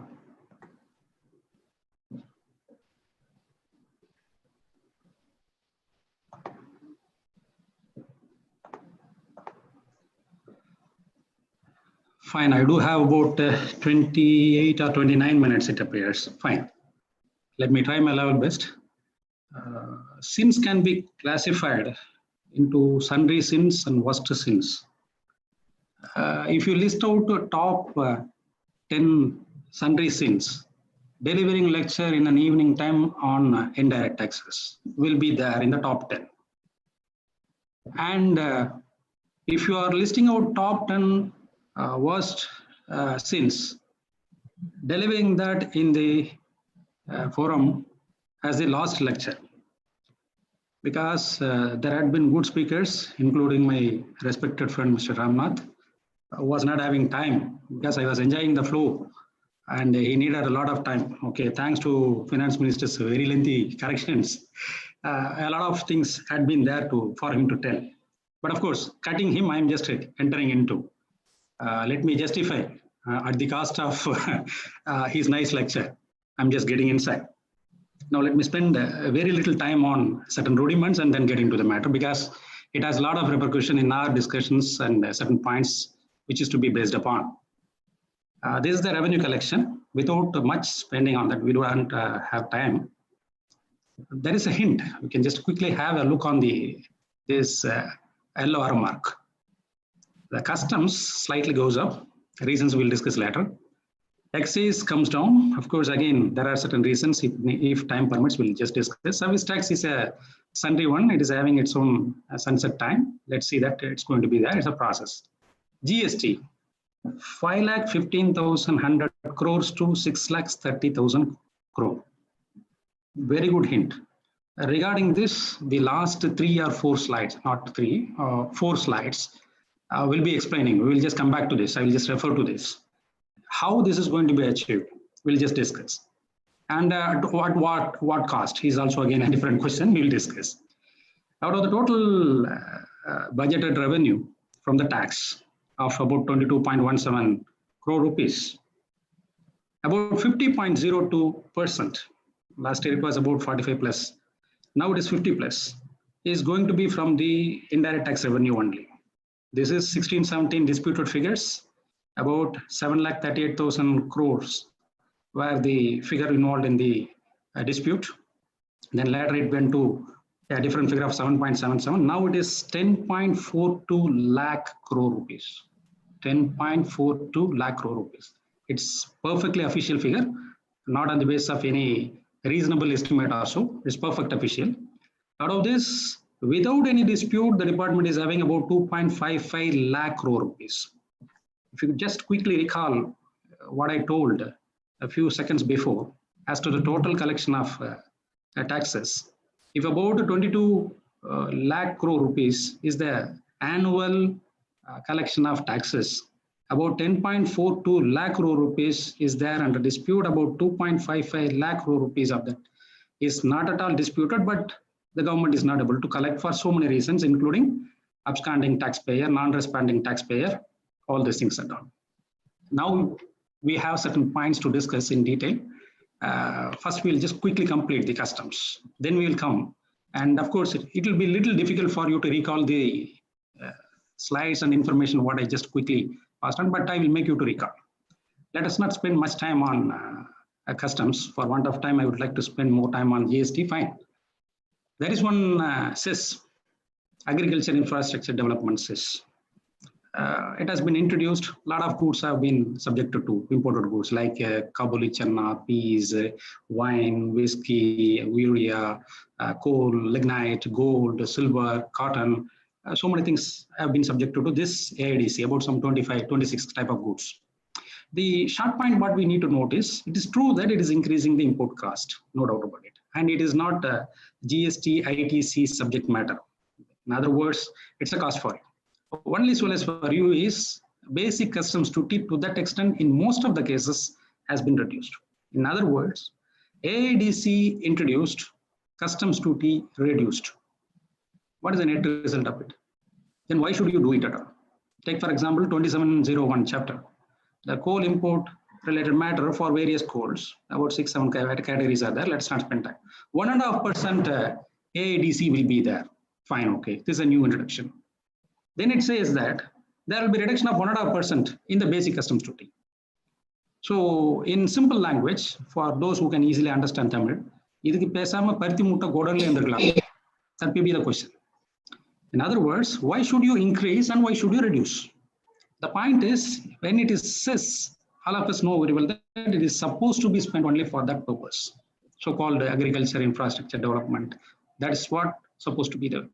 If it is basic customs duty, it is having its own shares to all the governments, and then finally it will come to. That's the reason. And there is a specific identification. Fine. Let us quickly spend a few seconds and minutes in respective things. Kindly just excuse me if I'm rushing, because we do have a lot of important points which should not be missed by us. Of course, I will try my level best honestly to see that you are not missing important amendments to be explained by me. Now, Section 25 is getting amended. One simple matter actually. If you are having exemptions, please take care. Don't claim exemptions blindly.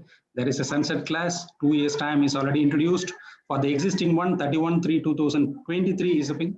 If you are a person having import-based business, please ensure that you have a reasonable pricing policy with very clear forethought that what's going to happen there by March 2023. That's it. In other words, don't believe that all are permanent. No, I'm not saying any philosophy. It's true, nothing is permanent, but especially the exemptions are not permanent. That's what I would like to mention.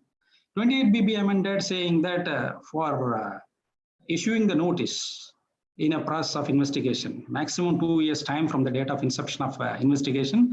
Beyond that, it should not be generally extended. What is this generally extended? Specifically, they will be saying something else.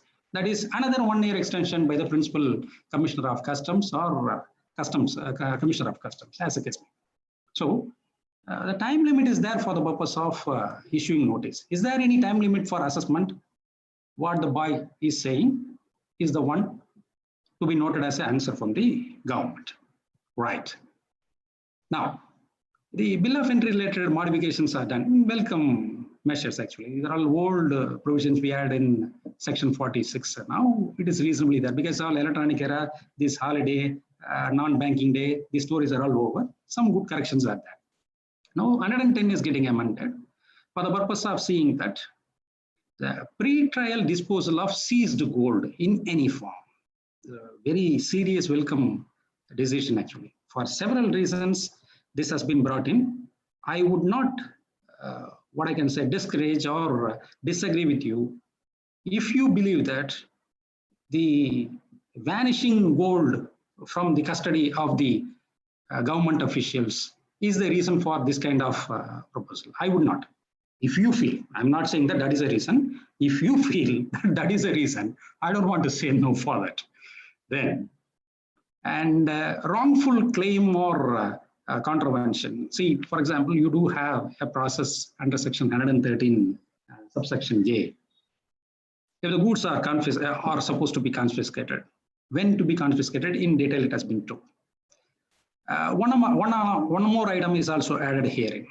During the process of exporting, under the claim of, let me say, remission of duty, or you, based on that export, so-called export, you get some kind of a refund of any duty, or any kind of any tax or any levy, including the GST and sister laws, I can say. If you do have, then what the provision is seriously saying is, this is also one among the reasons for confiscation. In simple language, please don't contravene the provisions of Customs Act when you are claiming remission or when you are claiming refund. Serious impacts will be there, starting with confiscation of goods, which was earlier with a long process. Now it is straight confiscation. Fine. 114 AC inserted, and the background of this one requires a long discussion actually. One short point: willful misstatement and fraudulent refund is going to be costly. That's it. Now, section 154C and section 153(1) subclass CA get amended. It is well in line with the present day's development. A lot of things are done through e-portal only. Comparing to GST portal, that is GST network portal, I would like to rank the portal of the Customs Department to be fairly good. And it's not having so much of failure, it's not having so much of disturbance. So in that sense, e-service of order, summon, notice, any kind of registration process, bill of entry, all these things and all can be done online, which is, I think it's fair. We can believe that website actually. There are some shortcomings still, but okay, over time they will correct it, it appears. Now just turn towards goods and service tax. Section 7, the levy section. Now it is getting retrospective amendment from 1/7/2017. The one famous respected promise given by this government about 6-7 years back was there shall not be any retrospective amendment. But retrospective amendment is a contagious disease. Whoever is coming, comparing to corona, that's highly contagious. Okay, and if you enter into North Block, it will definitely punish you. It will not leave you. So it has come here. The only solace for you is this: as far as this kind of this particular retrospective amendment is concerned, it is not really retrospective amendment because it's well known. The provisions of section 7, which was existing prior to this proposal itself, was mostly me giving the meaning saying, because it is never saying that supply made by one person to another person. It won't say, it will never say. You can just have a look at any point of time, right from the beginning, 1/7/2017. It simply says supply by a person to maybe to himself. That's why he is able to tax you from one state to another state of your own branches and head office. If you are doing it vice versa, it is taxable. Only thing is he is able to identify the distinctive person between you and me. That's all thing. Explanation 1 to section 8. So the simple point what we need to take here is government is making very clear. Earlier the same provisions had been there as very part of schedule 2. Very part of schedule 2. Now it is promoted to, I can use this word, now it is promoted to, from schedule 2 to the very fine text of law.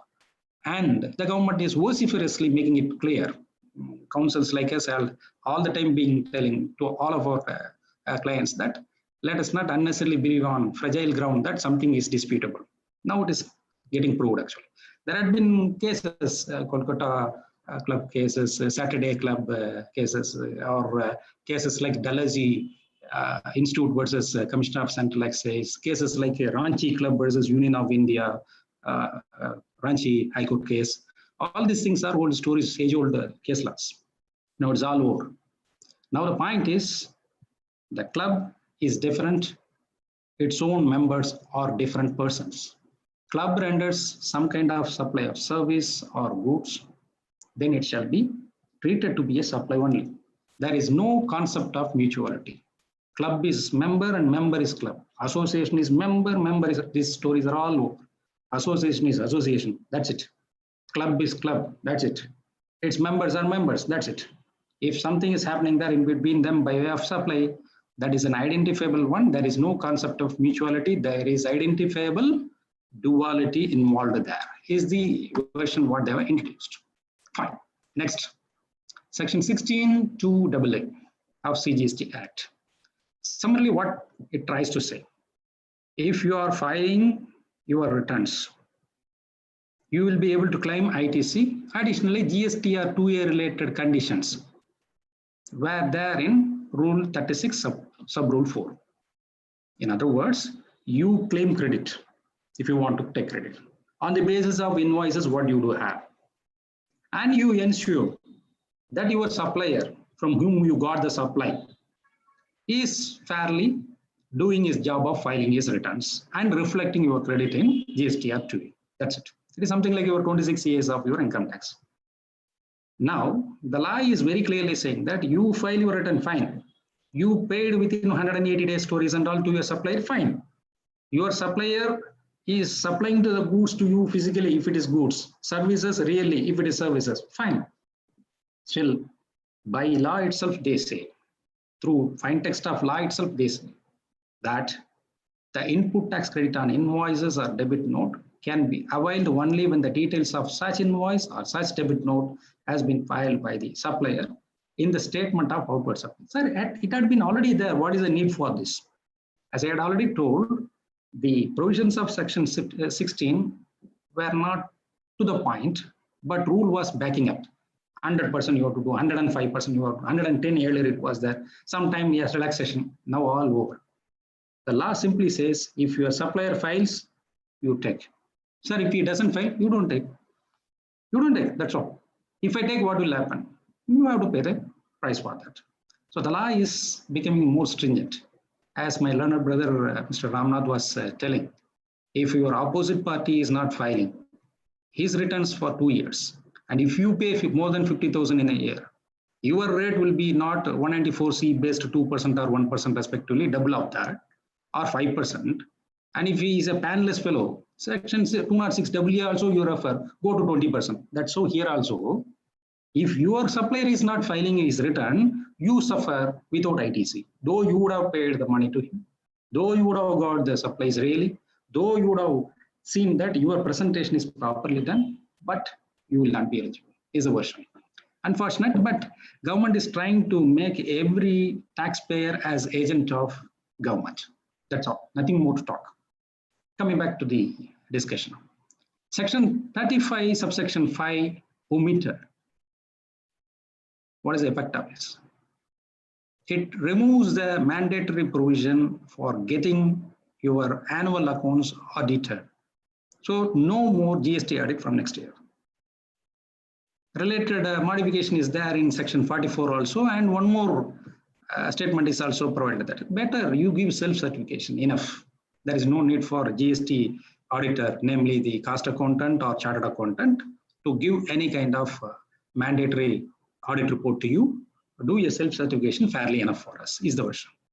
For these reasons told here and there, not exactly and officially, but what we are hearing are, with all due respect, are childish, with due respect. Somebody from the record say that GSTR 9 of 2017-18 has fetched the government through DRC 03 an amount of about 3,700 crore collection, whereas GSTR 9C have ended up in DRC 03 collection of about 308 crores or something like that one year. That is the reason. These are all, I pray God that these are all not supposed to be the reasons actually. The whole world knows that a company or a taxpayer files GSTR 9 with DRC 03 only because of the advice given by the concerned accountant. Even a child will know, provided he is a little aware of the basics. Can anyone say in income tax related matters that in the income tax return, the assessee is voluntarily disallowing his all disallowable matters in a tax audit file on his own only, not because of the tax auditor? Sir, he is doing a good job under section 37 voluntarily disallows, for under section 40 capital A3 he disallows cash related issues, under 40 A7 the bonus related matter, a very honest man he is doing on his own. Your tax audit report is good for nothing, sir. Let it be 269 SS, 269 ST, anything. You are not disallowing, sir, or whether your dissolution is the reason is not the reason, sir. His IT return is enough. Voluntarily he is disclosing. Can you say? If you can believe this also. That's all, nothing more than that. And of course, the opportunities are always there. Accountants are having their own, the cost accountant and chartered accountants have their opportunities always. But with due respect, without too much of sentimental attachment, a fair statement if it has to be made, it's a clear underestimation about the capacity and honesty of the professionals. Nothing more than that. But fine, okay. Over a time, we will prove that how far we are competent enough to disprove this, and also, with all due respect, we will ensure that good returns are filed and good disclosures are made by the person. Even for a kind of reconciliations and all, they have to come to us. Is fine, okay. But litigant and other things are different. For example, if a professional like me is considering this matter, it is nothing seriously worrying for any purpose. Actually, it's okay, fine. It's a small part of work, because we are concentrating on too much on legal aspects, disputes and all. But for practicing chartered accountant, that kind of complete rejection, saying that we don't want your report, is not appearing to be a well-considered one. Fine. Section 50 is not a big surprise and all. About 2 years plus this matter under discussion, including Madras High Court. It is very clearly been told by courts that the interest can only be on net cash liability. Please don't charge on the gross liability. And of course, in between, after seeing this case, they issued the circular also. Later, they gave the instruction and press release also, and said that we will charge only the interest, interest only on the net cash after deducting the ITC, and there will not be any revenue collection action, even if by mistake any kind of proceedings started by field formation. Now it got confirmed from 1/7/2017 again, retrospectively, that interest shall be on the basics, not on the gross liability. Section 74 is getting amended. A little tough decision. I was just telling you, please now recall the yellow upward arrow mark. How from 5.15 lakh crore rupees collection, now in the current year, it can go to 6.3 lakh rupees. This is how it can go. To be very serious and honest. Confiscation and seizure of goods are getting enabled by a separate set of provisions. Slightly moves out of the regular provisions.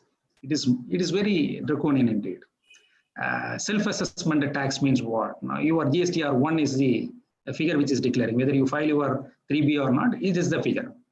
The problem here is the notices are issued on the blindly on the basis of some numbers. So in GSTR1, you make adjustment for the previous month's issue or previous quarter's issue.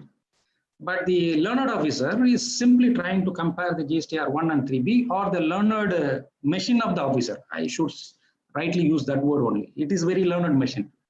We are all not that much limited. And the learned machine is trying to compare the GSTR1 with that one, and it is trying to compare quickly between this and that and give notice. Your self-assessment tax on deemed basis as per section 3512 is this much, but you file your return only for this much. So it's wrong. Because it is the field formation which is issuing the notice to construction companies without knowing the simple basics of accounting standard 7, wherein you do have your own type of revenue recognition on the basis of percentage of completion. They try to pull the data from the IT return and then try to compare blindly without applying their mind in respect of time of supply under section 12, and then say that you are liable for this. Why are you declaring so much income for income tax, and why are you declaring so less income only for us? But only after analysis, they come to understand that, okay, this is different. And sometimes they are not able to understand also. But in this scenario, fine, okay, we cannot blame the lawmaker. We have to pray that the lawmaker is going to train in future the assessees as well as assessing officers in this respect. 83, section 129, section 130, all are getting amended for one simple reason. The process of confiscation or the vehicle detention is going to be very easy and relatively little faster for them. What is wrong in that? What is wrong in that? Somebody is coming with a meaningless e-way bill, expired e-way bill, erroneous document, or with a kind of flaw in his GST number reference, or some wrong kilometers or other things are all mentioned. A route is wrong. He is intercepted in a wrong place. What is wrong in that? The officer is honestly doing his work. If this guy is doing rightly the transporter, he should do it. Please understand. Including the transporter, they are going to be punished. If the government wants to seize the goods within 15 days, if there is no response at all, they can take the goods and confiscate and do the process and all. Already MOV1 and MOV2 are issued just like free tickets. It's a serious one actually. The checkposts have a kind of tearing hurry in fixing somebody under a case. we are practically seeing already. Whereas if you specifically give a provision to strengthen their belief and their practice, then it is going to be a very serious problem in practice. Without application of bind, there is going to be a large number of litigation. Please mark my word. If possible, by February 2022, remember my words, me, if possible. You will be able to see how many number of detention confiscation cases have come to writ petition, because it's a serious pain for the transporter as well as the person. A lot of care is to be taken, no doubt about it. We cannot just underestimate the need for cooperation from the trade. They are supposed to be very serious about this. But the kind of liberty given to the officers already fairly little more than the mark. If it is getting amended more and more and trying to give a free hand to the officers like this, and to the extent of saying that the goods will be ours. If you want to leave, take the vehicle as a goods transport agent, you pay 2 lakh rupees and then take the vehicle. Where from he will pay? So, and the type of powers what they have been already given to them need to be modified with due moderate thinking process. Rather, it is going to be little vigorous because of this kind of provisions. Let us see how far the department personnel are going to be reasonably educated in this respect. As a trainer to the department for a long time, we try our level best to tell them that how you can differentiate. The learned officers cannot be underestimated, their capacity cannot be underestimated at all. Just by a single sight out of the 150, 200 persons passing through a green channel, he or she will be spot a wrong person. Certainly. Excellent brain. The officers are extremely intelligent. But there are a few persons, a minority section of officers, who are exceeding the powers. Ultra-wise activities are carried out. We should not try to give from very law itself a big room for their kind of extended arms. That's the concern. Now coming back to this one, section 151 read together with section 168. Now, it is empowering the commissioner to collect information from any person, any information relating to the act or implementation of the act. Reasonable one. Hitherto, a lot of constraints had been there for a commissioner of GST to do this process. And some person may say that I'm not registered. And somebody say that I'm a trust, you need not enter inside my business at premises at all. Why are you coming inside? And somebody may say that I'm an individual. Or what is your problem for doubting that I do have any information with me? And why are you summoning me and harassing me? These kind of questions could have been there. Now, a little better power is there for collecting the information. You be a person directly registered as a taxpayer or not. I do have power to ask for some information, which I'm honestly believing that it is with you. This is the version actually. Section 152. It's a very fair section actually. Without giving a reasonable opportunity of being heard, no information obtained under section 150 or 151, what I told a few seconds back, can be used for any purpose or proceedings under the act. It's fair. Because somebody has taken sizable information from me. He has collected all papers. He came inside and collected all the papers. What is there hanging as a wallpaper, he took up a calendar paper, he took up my diary. He went to the toilet and toilet paper also you took up, believing that that is also paper. Then fine, at the end of the day, I should be aware that what is he going to do with that. He has to call me and say that this is the problem, I'm going to do this. So these papers, I'm going to use it. I cannot seriously object, but I should know that what for it is, what for it is the proceedings are actually. It's good that it has been done. Last one, section 16 of Integrated GST Act is getting amended. Again, little tough provision indeed. Zero rated supplies all these days to special economic zone unit or special economic zone developer had been done in a very normal way. You just used to do supply to them, and you used to ensure that whether it is a special economic zone really at the time of your supply by getting the development commissioner certificate or something like that. Fairly enough. Now the law is very clear. It's going to do this way after proposal is getting enacted into act. It's going to say that you can supply to SEZ and believe that it is zero rated only when it is for authorized operation. Whose authorized operation? If it is for the authorized operation of the SEZ, then you can believe that you are done a zero rated supply. Second, the zero rated supply can be there maybe only when you are able to see that as far as exports are concerned, ensuring that foreign exchanges come into convertible foreign exchange format is your duty. Already it had been there. No, why you are there? No. Please read carefully. There was a minor drafting error. As far as refund of supply of service is concerned, it was explicitly told. But when it comes to the goods, it was governed through RBI's provisions only, maybe under FEMA, Section 7 related matter, authorized operation related matter, the authorized dealer related references and all. But now, noting that gap, they have brought inside. Now, what is wrong in that? It's appearing to be fair only. Now, what is wrong in that? What is the authorized operation of the SEZ should be known to you. Then only you can claim your zero rated comfortably. Then only you can go for a claim of your refund. Now the problem here is you should know the other person's pattern. By and large, what is happening there is instead of knowing your business, the law is making you mostly to know others' business seriously, especially with whom you are dealing.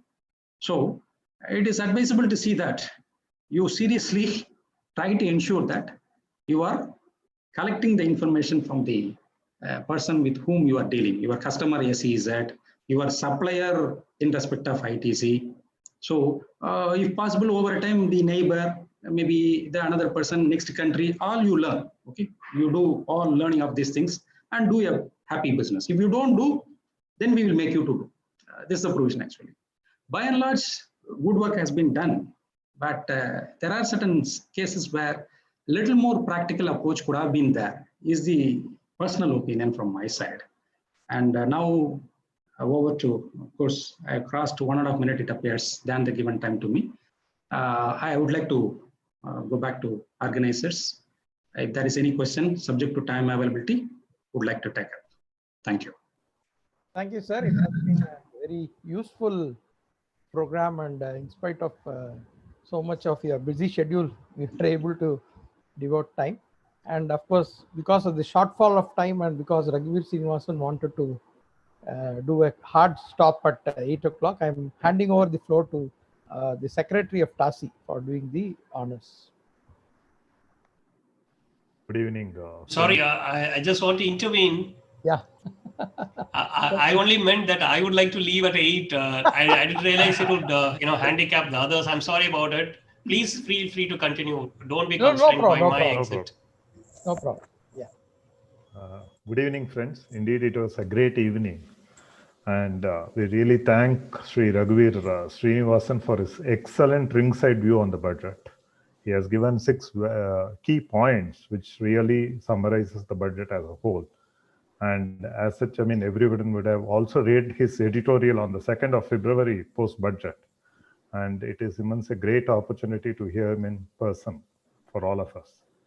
And we thank him for his valuable time at this critical day, part of the day for his active profession. So thank you, sir, for your time and valuable inputs for us. And we also thank my dear friend Ramnath for his excellent presentation on the direct taxation, and Sri Krishnan, Prashant Krishnan, for his usual way of scoring runs in an excellent way on the indirect taxation presentation. As our kind gesture and for that reciprocating their time and valuable inputs for us, we present the memento, as since it is an online event, we are unable to present the memento in person, but it will reach their doorsteps by tomorrow morning for sure. And we thank all the participants in today's event. And I request Ramji to take over the session. Thank you, Venkatesh, and thank you all the learned speakers and also the participants for your presence. And in case you have any questions for the panelists, please send it to us so that we can forward it and get you the answers. Thank you very much once again. Right. Thank you. Ramji sir, Thank you for the all. moderation. Thank you. Thank you. Thank you. Thank you, everybody. Thank you.